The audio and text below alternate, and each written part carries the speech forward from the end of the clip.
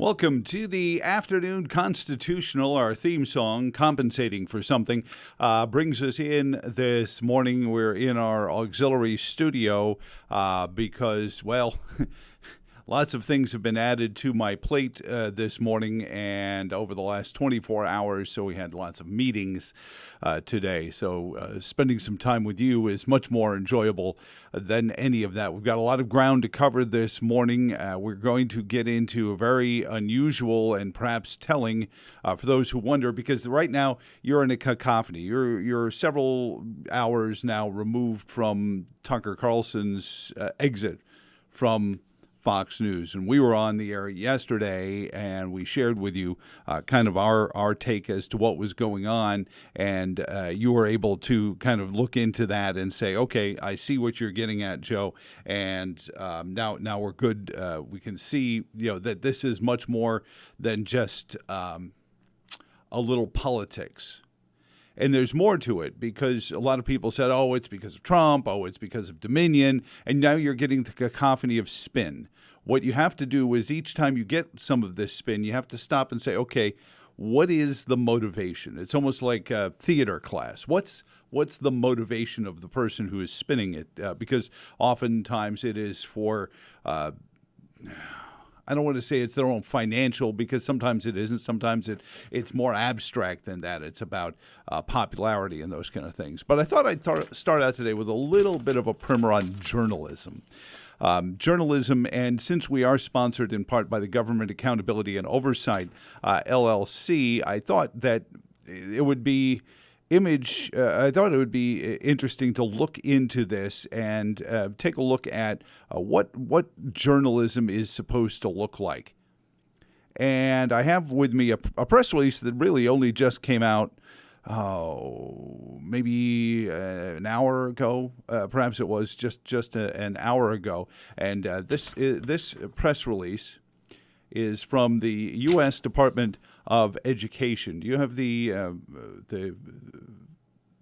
plain press release? You don't have it just as an image?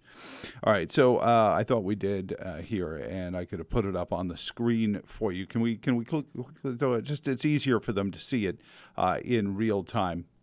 And just throw it up in there and get the image on there. So the press release comes from the U.S. Department of Education. And the U.S. Department of Education says the headline of the press release. And this is to help you sort through what is journalism and what isn't, because that's become a big thing.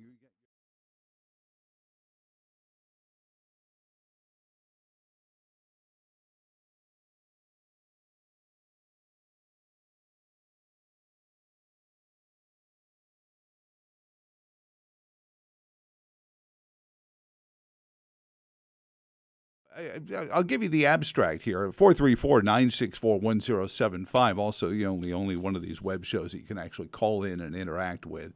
We have some neat guests coming up, some who have fallen under the same problems that Tucker Carlson did. But go back to that graphic again.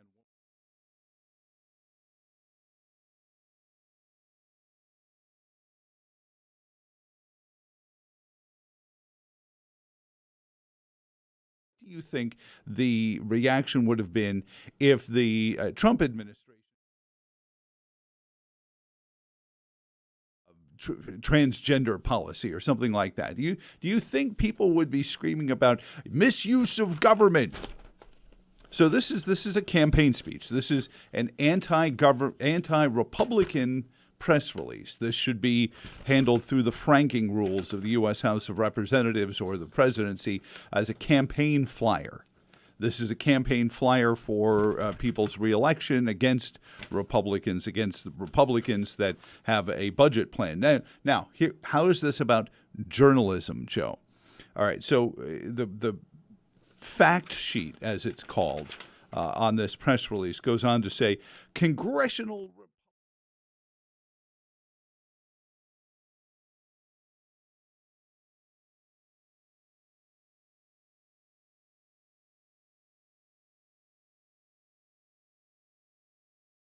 They've said that, and they haven't given any details as to what those pains would. They would rise costs for hardworking families, set back economic growth. Again, all completely boilerplate. Nothing. I went through the whole thing. nothing in here to back up any of those allegations. And understand that if so journalism is you take this and go, okay, that's one side. Yeah, and you can follow up. You go find a constitutional attorney and say, so if somebody uses a federal agency to campaign against their political opponent, isn't that a violation of some segment here? You can enterprise that, certainly as a journalist, or you can just go and find a member of the Republican study committee or Congress in general and say, what are they talking about? What is this stuff? What is going on with this? And let that go on, and then you can figure out what is and what is not a real thing. But that's what journalism does. But what so frequently happens now, especially in understaffed press rooms,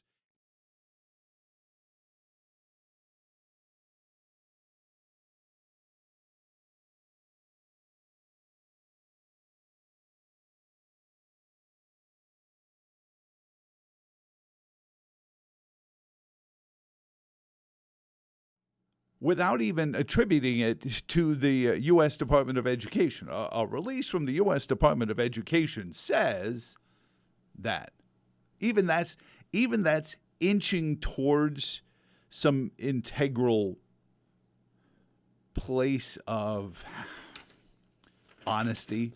At least if you say this is from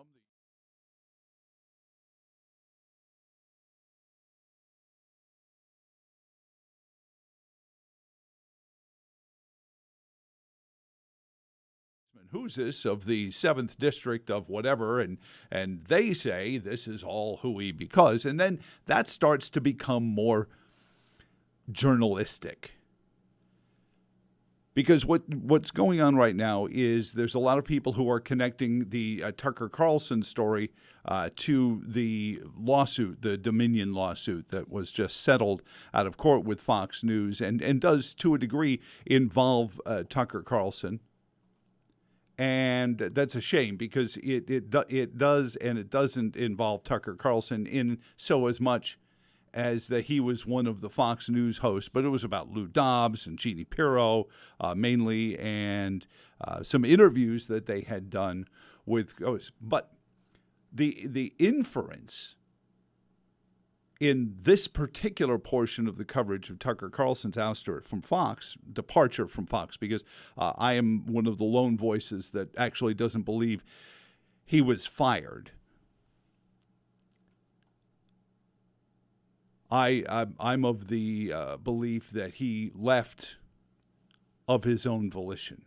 I think Tucker Carlson was asked to make an apology for an interview he did. I'll tell you what that is in a second. But journalism has come into play because they keep using the settlement, as I warned you about after the Dominion settlement, as proof somehow that Fox was lying. Chuck Schumer's The Big Lie. But the best part of the settlement is they didn't have to go in and prove that. Dominion didn't actually have to lay out any evidence. They got Fox News to settle. Now, why would they do that? Well, here's a clue. Here again, if you're picking up breadcrumbs along the way. Monday, after the announcement came out that Tucker Carlson was out, the most popular host, drawing the most number of viewers on a network whose commerce is based on attracting viewers and then putting advertisements in front of those viewers so that those viewers implicitly can go buy stuff from those advertisers. There's a shadow commerce going on in broadcasting and in major media right now. Anyway, it's all part of ESG and DEI. So when you see that Fox News lost 5% of their stock value, 5%, that's it, just 5%, after the announcement of Tucker Carlson's ouster, you say, wow, it's a big number when you look at it. I think it was somewhat like $5 million worth of loss. But then it all came back by the end of the day. I think they were down about 0.5% by the end of the day. And that's why they settled. Because had they not settled, those losses would have continued. And that's the shadow commerce that's going on behind the scenes under the heading of ESG. See our friend Chris Horner's work on ESG at govoversight.org. The guidelines, the requirements that the Congress is trying to get the president to stop, he vetoed. Requirements that that fiduciary managers take into account things that have nothing to do with the financial health of a fund or a stock or a share, and that they do so at the peril of perhaps the retirement account, the 401k, the stock portfolio, the Main Street Fund, whatever it is that they are supposed to be managing, because as a fiduciary, it is their job to look after their clients' money. So here they come. What they do is they force these companies to follow their ESG guidelines. And those ESG guidelines are completely anathema to the profitability of the business. So they get them to capitulate to the deal, and they win. And they get Fox to settle, lest that they continue to lose in the court of public opinion. Then they use that settlement as a proof that Fox is admitting that they lied, and now Tucker Carlson lied. But it's really not about that. Tucker Carlson's ouster was about an interview from about 4 days ago. And it wasn't the Donald Trump interview. It wasn't the Elon Musk video. It was the Robert F. Kennedy Jr. video. And I know this because we've only done, this is the 10th episode of the Afternoon Constitutional since we rebooted it. And already YouTube has kicked one off and sent me into their "We're watching you" category because we dared to have Dr. Paul Marik on the program talking about treating sick people with readily available medicines so that they can be well again.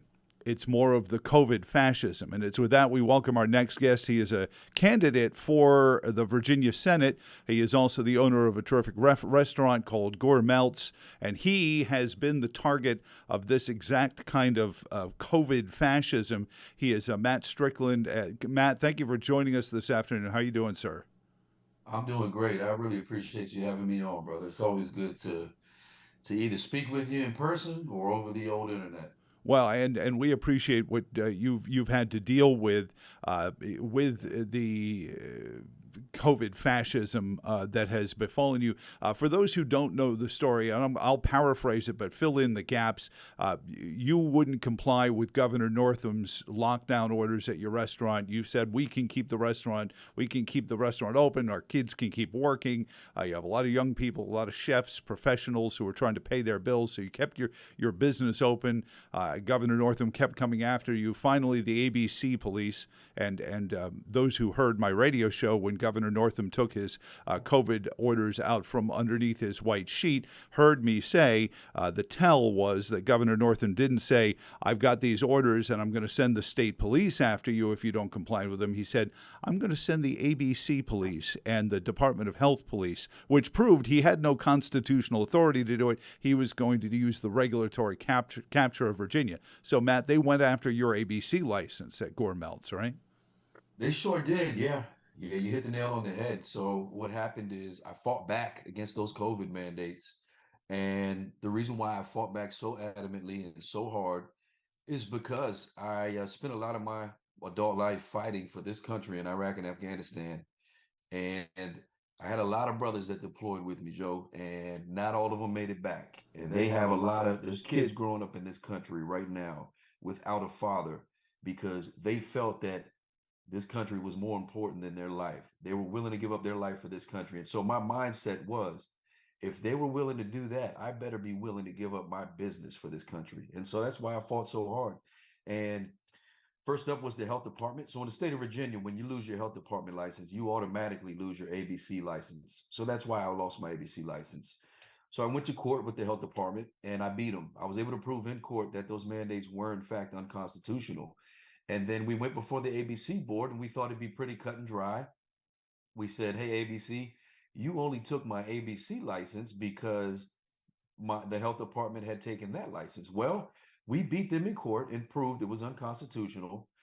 So now you should in turn have to give me my ABC license back. Makes sense, right?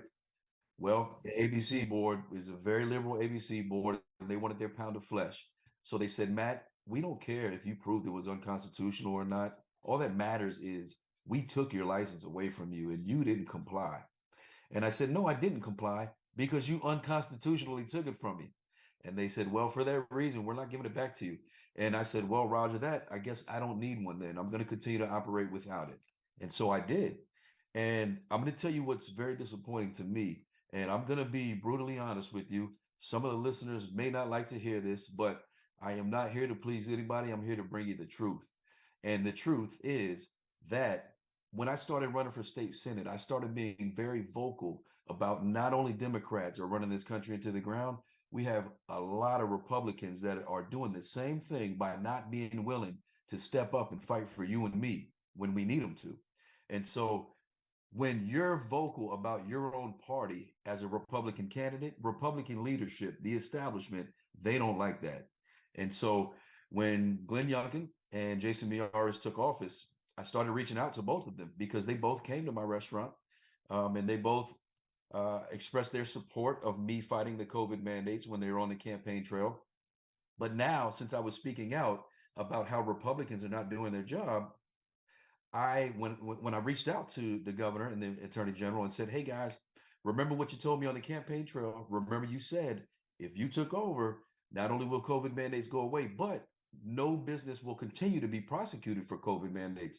Well, hey guys, I'm still down here being prosecuted for COVID mandates. I need your help. Where are you at? And I heard nothing back from either one of them. And on December 2nd of this past year, my restaurant was raided by the ABC police, like you just said. And I live streamed that video. And when I did, it went viral. It went nationwide. And I started getting phone calls and emails and messages of people saying, hey, Matt, how did that just happen to you when you already proved that those mandates were unconstitutional? How are you being prosecuted for not following COVID mandates 2.5 years ago when you now have a Republican governor? And I said, that is an excellent question. If you can get an answer, let me know, because I can't get an answer. And so supporters of mine across the nation put political pressure on Glenn Youngkin and Jason Miyares' office. And they sent emails, they made phone calls, text messages, social media posts. And they said, hey guys, what's going on? How are you continuing to allow this to happen? And so at that point, they reached out to my lawyer behind the scenes and said, hey guys, we got to get this settled. They said, okay, how about this, Matt? Instead of a 90-day suspension of your license and a $15,000 fine, how about this? We'll bring all your alcohol back to you. We'll reinstate your license and you just pay us $2,000. How about that? And I said, absolutely not. You will not get a dime from me because I didn't break any laws. I didn't do anything illegal. Here's what's going to happen. And by this time, it was almost Christmas. I said, I'm going to shut my restaurant down for Christmas.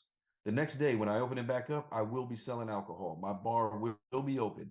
And at that point, I'm assuming you guys will have to come arrest me. So Glenn Youngkin, if you're ready for the political S show that follows from you arresting one of your constituents for not following COVID mandates, if you're ready for that, I'm ready to go to jail for my country. And at that point, they tapped out. They brought everything back to me. They reinstated my license, and I didn't pay a dime. Now, I tell you guys that to say this, that uniparty that you hear about, it is absolutely real. Well, this is what I was bringing up about the Tucker Carlson story, because everyone else seems to be going after the Dominion settlement with Fox News. And I said, no. This has to do with his conversation with Robert F. Kennedy Jr., the COVID fascism, the liberty issues of lockdowns and mandates, and all of the things that Robert F. Kennedy is perhaps even more libertarian than Donald Trump is on some of those matters. And that's where he was told to make right, to do as you said, pay a fine, come on the air, make a mea culpa, and we'll be fine with it. You can go on and interview Ted Cruz or whatever. And he said he wouldn't do it. And I truly believe he walked away like you did. Now, you're a soldier, Matt, and one of the things that has bothered me from the get-go, and I noticed we had one of the holdovers from the Youngkin administration on this program in the health issue is the acting health secretary for the Commonwealth. And she came on and she said some very inappropriate things about how she thought it was great that we learned how to do vaccine cards and things like that. 1 week later, after that broadcast, Glenn Youngkin was on the show the next day. I played the clip during the interview. Funny enough, we all of a sudden had a permanent health secretary in the Commonwealth. I thought that was interesting. But you see how this comes unraveled. Now, one of the things that nobody, whether it's Lori Forlano or any of these folks, can tell me is why COVID was such a big it was so important that we treated it like this combat. I have bioweapons experts who have said this was engineered as a bioweapon at the Wuhan Institute. It was run by a general of the Chinese Communist Party, the People's Liberation Army. Now, you're a soldier. If somebody had said to you, Matt, hey, this is a war, we've just been attacked, this weapon has been loosed on it, you would have known what to do, and you would have done it, I'm sure, very, very well, probably better than most. Absolutely, 100%. And I don't think there's any question about the fact that this was absolutely a bioweapon. When you're dealing with labs like you're dealing with in Wuhan, where they have the highest level of security and the highest level of precautions are taken to make sure that a virus like this does not get out into the public. When it does, you know that it was absolutely on purpose. It was not an accident whatsoever. Mm-hmm. And what disappoints me is that it is not there's not Republican representation, conservative representation in DC shouting from the mountaintop on a daily basis. I don't care about anything else. What we need to do is find out where COVID started and then hold somebody accountable, because it Amen. was an attack not just on America, it was an attack on the world, and millions of lives were lost. Well, and this is where I feel like we're still tearing ourselves apart. And this is what made me think of reaching out to you, because you are perhaps one of Virginia's most notable casualties in this battle, and the establishment of the authoritarian government. And you've fought in places with authoritarians. You've been overseas. You've seen what happens when people are treated this way for generations. And you mentioned going to fight for these folks' liberty. Talk about seeing it happen almost with our backs turned here in the United States, Matt. Well, I'll tell you, that's what really got the antennas to go up in the first place for me.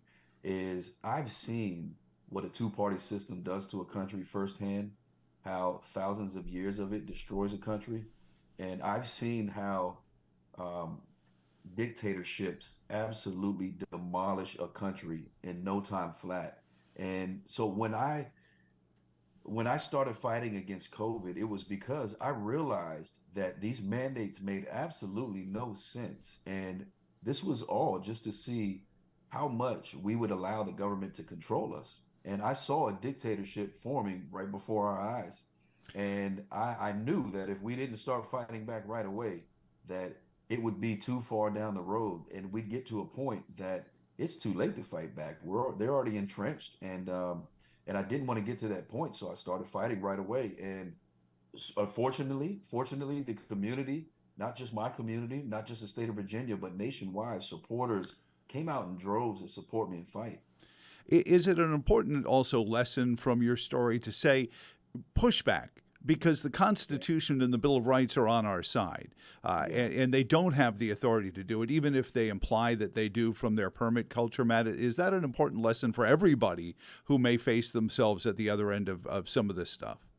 Well, yeah, Joe, I think it's actually the most important lesson that came out of my fight at Gourmeltz is the fact that we proved that if you stand up and you fight back, the community will come out to support you. And not only that, you can win. And you can win because We are, as a people, when we stand together, we're stronger than the government. Hmm. We are bigger than the government. And you know why? Because we are the government. That's why. They've And forgotten that. they have absolutely forgotten that. But my mindset was this. My mindset was this. I have two options. One option is to fight and lose everything, Hmm. possibly, or possibly win, or not fight and lose everything.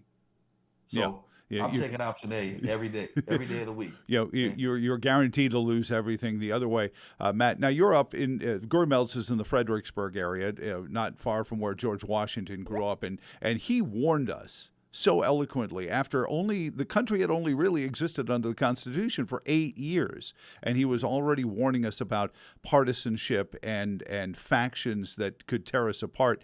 And why do we ignore that warning of Washington's? well, I truly believe that one of the reasons we ignore it, one of the big reasons is we're too comfortable. So as long as we have heat, AC, we're able to order Hmm. anything we want from Amazon and get it the next day, drive over to Walmart and get milk. As long as we can do that and still survive, many Americans are not going to fight back. They're too comfortable. That's the main problem. And also, there's so many issues that are going on right here, just in the state of Virginia. You don't even have to look nationwide. There's so much tyrannical rule that is going on right here in Virginia Hmm. that people just don't know about. And they don't know about it because, and I get it, they're too busy. They work all day. They got a 2 hour commute home. Then they got to spend time with their wife. They got to spend time with their kids or their husband, whatever the case may be. And then it's time to go to bed, rinse and repeat. The only thing they know about the outside world is the 30 minutes to an hour that they watch of CNN or Fox News. And Yep. CNN and Fox News is only feeding them the news that they want to feed them. Right. So the main reason for the question you just asked is the people are just uninformed. They don't know. Well, Matt, your website was right there on the screen, matt4va.com. Quick update on the campaign. How is it going? Yeah, absolutely. Thank you for asking. Well, first of all, I am happy to report that I beat not only my opponent, I do have one primary opponent, but I beat not only my opponent, I beat every candidate in the state of Virginia in the number of low dollar donations. So that's donations of $100 and less. And the reason why that's important is because that equals grassroots support. Those are voters. I had almost 700 donations of $100 and less. My opponent had 55. So that shows you who's got the support. My opponent is taking huge chunks of money from lobbyist groups, though. Hmm. So Dominion Energy, for example, gave my opponent $40,000. They don't give you that money for free, Joe, and that's why No. I vowed to not take a dime from any lobbyist. 100% of my campaign contributions have been from the people. So I do need to raise some money to keep pace. So if there is anybody listening that is willing to contribute to the campaign, to send a true patriot down to Richmond to represent for you and you only, then visit mattforva.com, all spelled out, mattforva.com, and contribute to the campaign. I Now, would greatly appreciate it. you do have to get past the. Now, you're having a convention in the district you're in? Nope, we're having a state-run primary. Oh, okay. So people And can participate then. exactly, yeah, I think you guys out your way. What district are you in, Joe? We're in a bunch of them. We've got the 10th Senate district. We've got the 28th Senate district. We've got the Yeah, 11th. So we've got a mixed bag. We have firehouse primary, a convention, and an open primary. yeah. They I don't know about the other ones, but in the 28th, they really screw those folks over big time with the way that they Yeah. set things. 7 counties, and there's only 3 locations to Well, go vote. it started out there was only one, Matt, and then the people had to yell, True. and they grudgingly gave them three places to vote. It's completely not what a firehouse primary is supposed to be. No, no, But not at all. But so voting, election day for me is going to be June 20th, which means 45 days of early voting.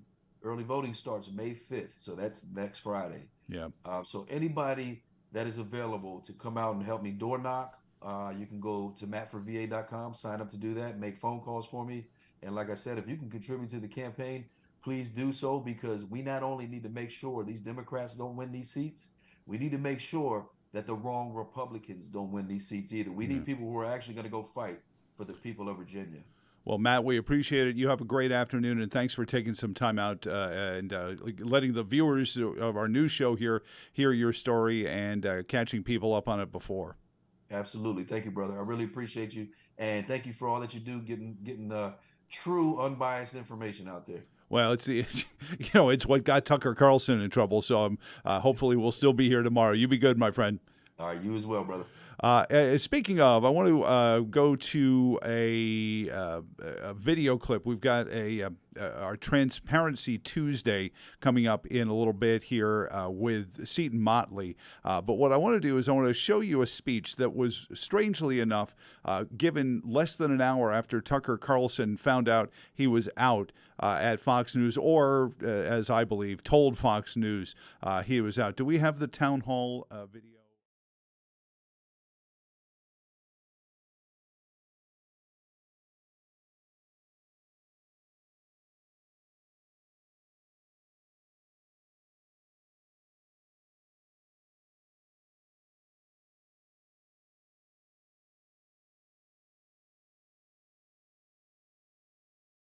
Look with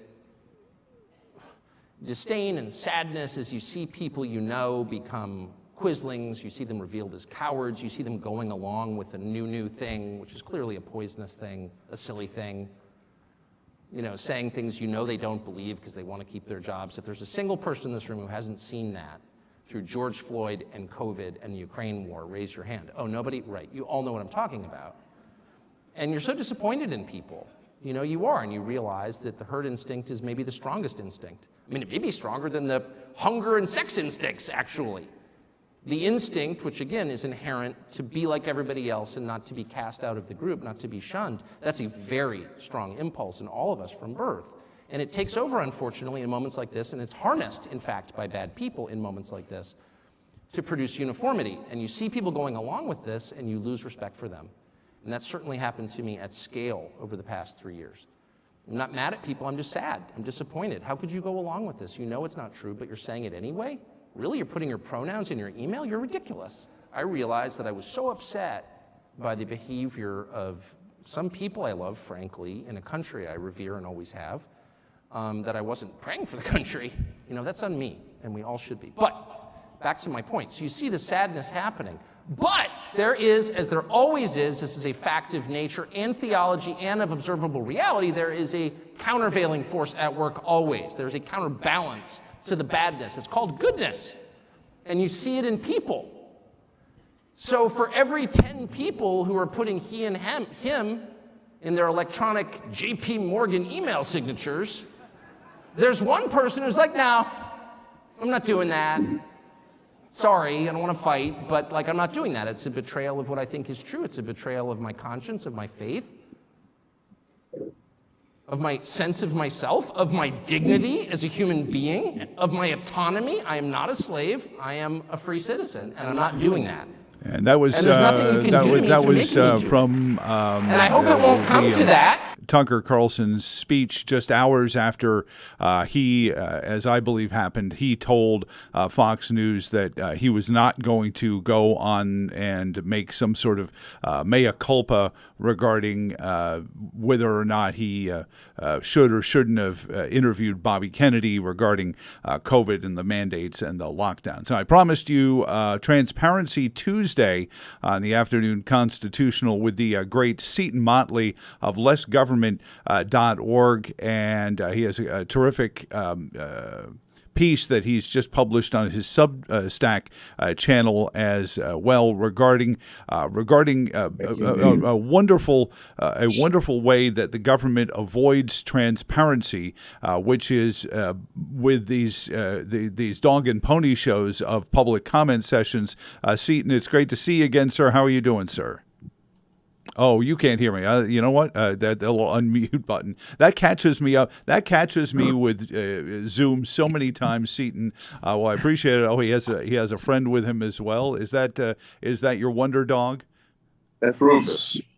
Well, I appreciate what he does for you as well, and thanks for taking some time. So, talk about how these public comment sessions have become, the way to keep actual public comment from getting there, and actually any transparency at all from happening. I've hated these things for years. It's a total sham. It's pseudo democracy when there's no democracy taking place. Of course, we have the First Amendment right to lobby Congress for redress of grievances. Mm-hmm. This isn't Congress. This is comment periods at bureaucracies. These are unelected officials who are putting on the veneer of democracy or Republican, small r, Republican form of government. When they're jamming rules through, they're not supposed to be jamming through. Because, of course, constitutionally, the Congress is supposed to change the laws, and then the bureaucracy is supposed to implement them. Mm-hmm. Whenever you see a comment period at a bureaucracy, and I did an article several years ago, I linked in the piece, I counted 456 agencies at the federal level. 4, 5, 6. Man. And most of them are doing this. Whenever they want to change the rules, change law, they call them rules or regulations or promulgating new rules. Right. What they're doing is, right, they're writing law, and they're not supposed to write law. And then to add the veneer of public input, they have these comment periods. Well, no one knows about them because it's this alphabet soup agency to which no one is paying attention, and they have these comment periods. And the way it normally works is, if the comment period favors the power grab, they hail the comment period and then do the power grab. Yeah. If it opposes the power grab, they ignore the comment period and do the power grab anyway. And of course, these things then, when they actually draw some attention, they get totally rigged. The net neutrality one several years ago had 22 million comments over 3 comment periods. 83% of them were bots. They weren't real. They were auto-generated by AI computers.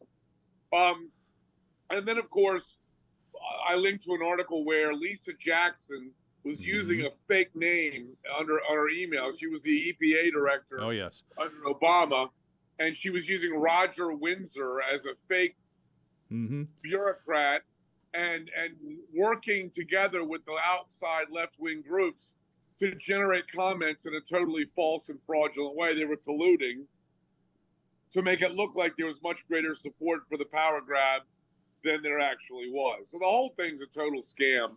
And again, this is all predicated around illegal, unconstitutional things that the bureaucracy's not supposed to be doing, that the Congress should be doing. And again, the example I use is the comment period that just ended at the Federal Trade Commission they just want to unilaterally end non-compete clauses in contracts all across the country, which again would be legislation, not rules at a bureaucracy, first of all. And second of all, if you take that step back, the Congress is not expressly empowered by the Constitution to end non-compete clauses. Right. They shouldn't be involved in it at all.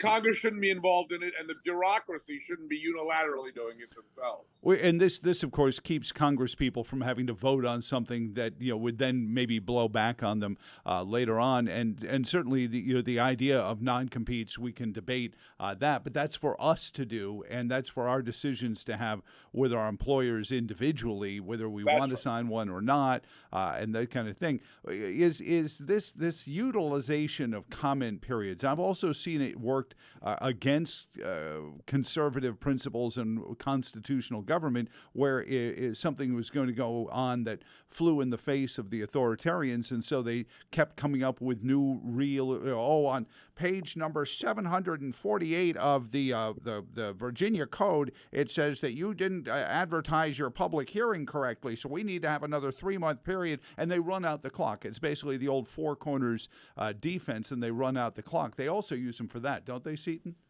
Yeah, if, for example, under the Trump administration, there were a lot of comment periods on rolling back regulation, which, of course, is a very good thing.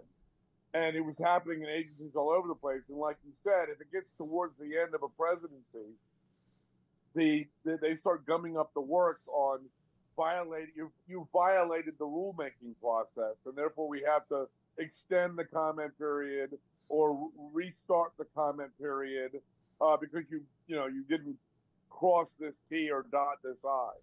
So yes, there's a lot of that too. It works both ways, but mainly it's a ramrod to just ramp up regulation at all the. Again, I would imagine there's more than 456 agencies now, because I counted them several years ago, and God knows none go away.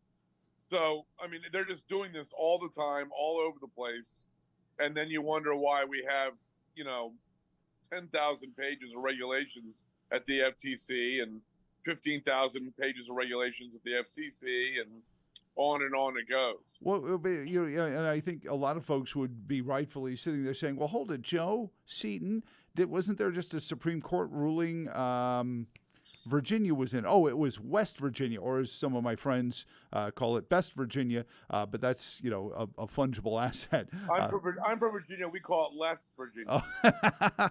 Oh. So Less Virginia, Best Virginia, whatever. It was EPA versus West Virginia, and I believe there's a Supreme Court ruling that says you can't have these kind of unlegislated bureaucracies just making code.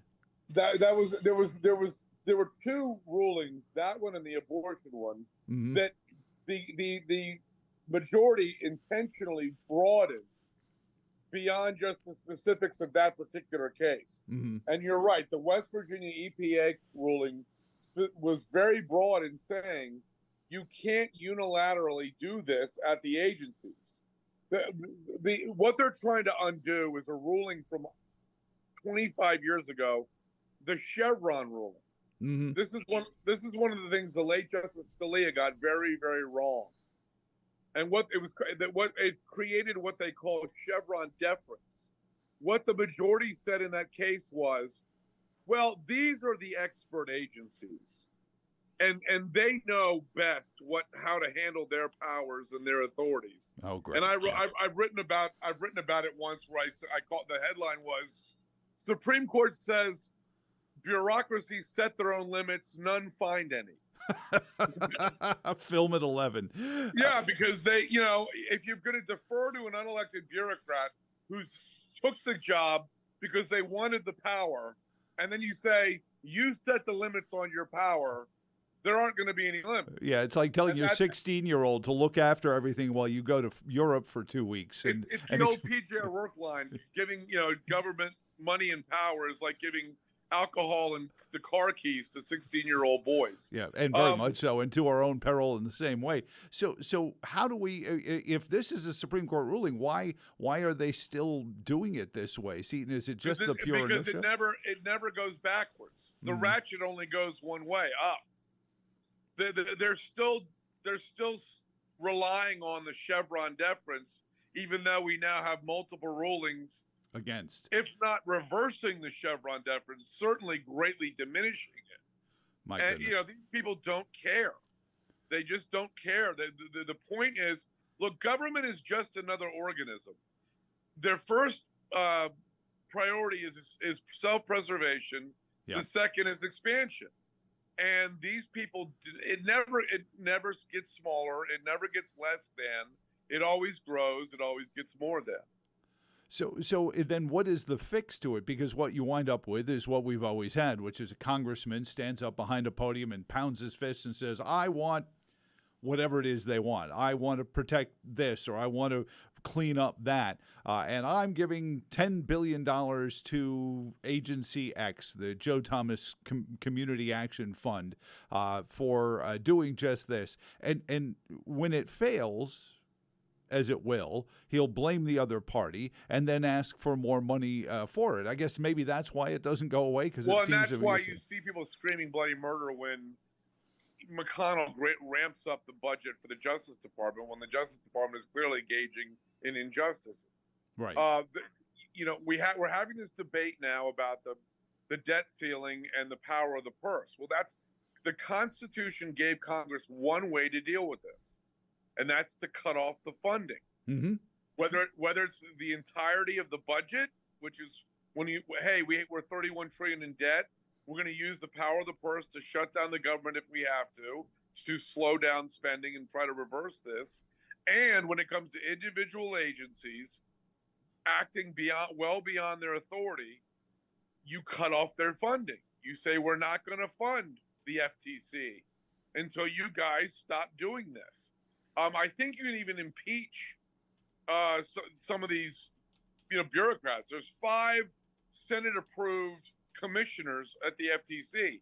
I think they can be impeached if they're acting beyond their authority. Certainly the chairman, Lena Khan, Biden's choice for chairman, is way, way, way beyond her authority, which she announced before she was confirmed, and they confirmed her anyway.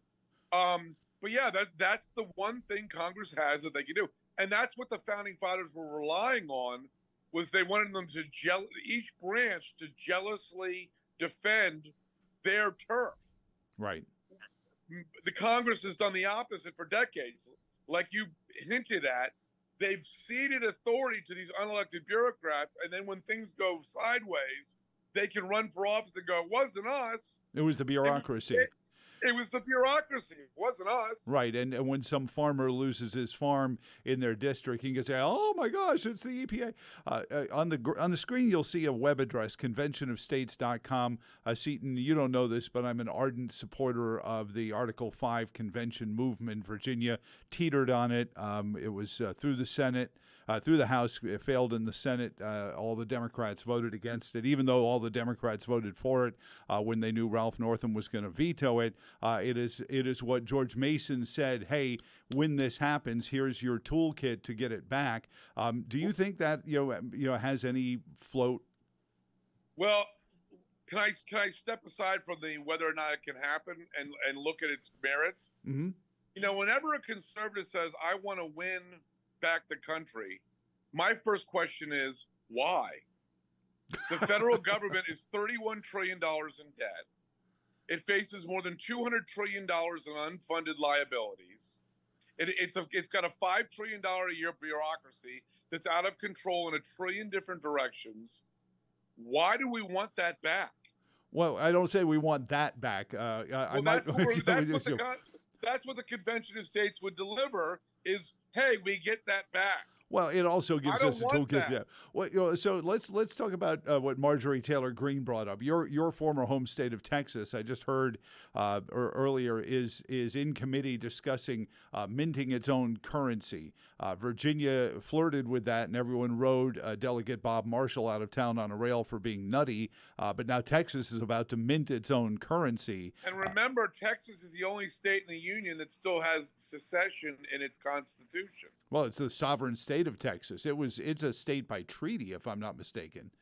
The vote was so close. They won their independence from Mexico, were a republic for about 10 years, and then voted to join the union. And the vote was so close to get the noes into the fold.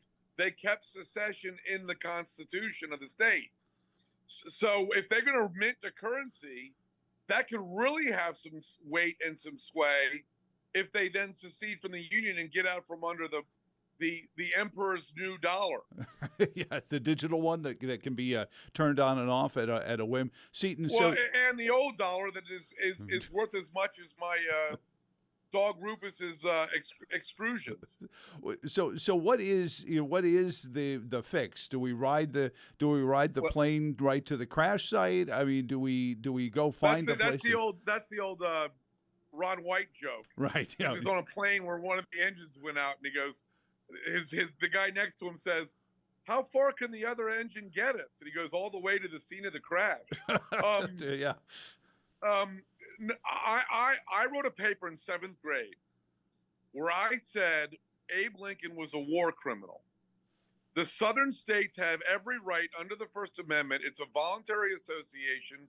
They can leave if they want, and Abe Lincoln can't shoot at them to make them stay. Again, I'm going to refer to our deficits, our debts, the size of the government. I don't want any part of that anymore. I left the freaking country. I live in Belize now. I'm still a citizen. And by the way, we're the only country in the entire planet I live in Belize. I make money in Belize. I still owe the U.S. government money. Well, they'll get there. They'll find yours. And if you had a big enough company, they would try to re-onshore all of your profits as well. Yeah. So I'm a secession guy. I know it's the Convention of States is a great idea. I think the problem is it reminds me of the Everybody Loves Raymond line, where the mother refers to herself as a trophy wife. And the father says, "What contest in hell did I win?" Oh God! If we win the Convention of States, we win that government. I don't want that government. Leave me. Let's get away from it. And I don't know how you're going to divvy up the states. Does it break into 5, 6, 7, 8 countries? I don't know. I know it's completely crazy, but at this point, when the government's this far gone, it's irreconcilable differences. The Democrats, you can't negotiate with these Democrats. You haven't been able to in a decade or more. At some point, you got to say, it's not you, it's me, and I'm out of here. No, I understand that. I'm going to keep fighting for it because I still think it's savable if we can get all this stuff. Because let me finish my point though, Seton. My point is everything that civil war, that war between the states, was used as a cudgel. Much like the riots in Charlottesville were used as a cudgel to make people stop speaking out and that kind of thing. The Civil War itself was used as a cudgel for the loss of state sovereignty, the 16th Amendment, all of these things. So if you can get back to that pre-Civil War union where the states collected their taxes, they paid, Except where do you get the $231 trillion to pay off the debt? All right, so I'm not an accountant. All right, sue me. Yeah. So I'm not an accountant. Well, maybe we'll do a GoFundMe page. And by the way, again, another reason I love Belize, no one in Belize thinks men can get pregnant. And the ancient Roman expression is, before the gods destroy you, they make you mad. And we're on the verge of being destroyed because we're crazy. Yes, we are. We are. Seton Motley, it is less government. Less government. Yeah, less government. Lessgovernment.org. And please go visit. He's got a great Substack page, this terrific piece on the anti-democratic, democratic public comment sessions. I appreciate it. It looks like a beautiful place there. My financial advisor said, well, you have so little money to retire on, I might not say it's a bad idea to go to Belize because apparently you can go a lot further with it. It's a little cheaper. To people who are listening, the 2 things that'll kill you: own where you live instead of renting because the rent's expensive, and don't be a U.S. moron and go out to eat every night. Cook. Did you all? That's okay. I don't have to worry about that. It's good to catch up with you. Lessgovernment.org, and you have a great evening, sir. Thank you very much. Live from Belize, the Seton Motley on the afternoon constitutional. I appreciate you being there for us. Of course, the big news of the day was President Biden.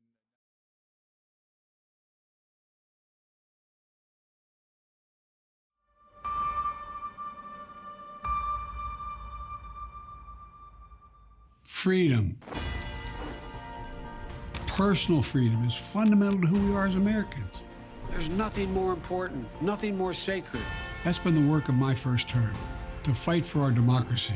I know you're having a tough time. You're laughing. You're protect our rights to make sure that you're chuckling at the idea of such a thing. But that is what he said. He said freedom, just like the COVID mandates and the travel restrictions and all of that. No, he actually said freedom. He actually goes on to say in the speech that he wants to get you more rights. And I think you and I can agree as well that the rights that we were born into this world with should be sufficient, and it's the government's job to do that. I want to finish up because we didn't play all of. I think we have time to finish up Tucker Carlson's address, if we still have it, for the